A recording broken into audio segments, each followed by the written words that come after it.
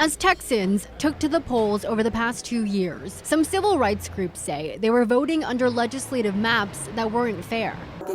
Republican mapmakers in Texas insist the lines were drawn race-blind, but there's been nearly a dozen lawsuits since 2021 challenging them. Those new political maps should have reflected growth in the minority community, and those maps didn't. And in fact, in some places, the new maps, reduced the amount of political strength that minority voters have. Now, after a surprising Supreme Court ruling last week, some of those Texas civil rights groups are encouraged. Justices sided with black voters in a congressional redistricting case out of Alabama and preserved provisions in the landmark Voting Rights Act that barred racial discrimination. It's very important for political opportunity to keep up.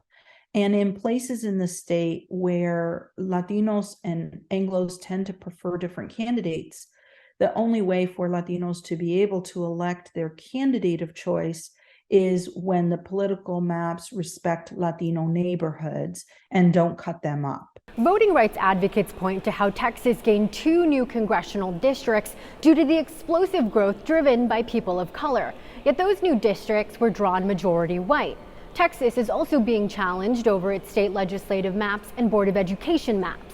There's some evidence in Texas that there is, 1, a cohesive minority group, 2, that this cohesive minority group does in fact vote in a very different way than whites. And that could be the basis of challenging some of the redistricting plans. Alabama lawmakers will now have to redraw their maps to add another black majority congressional district ahead of next year's elections. Civil rights groups and voting rights advocates ultimately want that to happen across the different statewide districts in Texas, too. 2024 is around the corner, but it's possible. And I think the implications here may be for lower level governments. The possibility of a new Texas map that some say would better represent the state's diversity. In Washington, Rena Diamante, Spectrum News.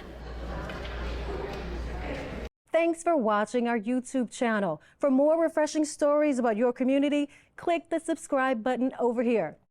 You can also download our Spectrum News app and tune in to Channel 55 on Dish and DirecTV to get live news coverage, weather updates every 10 minutes, and more. We'll see you then.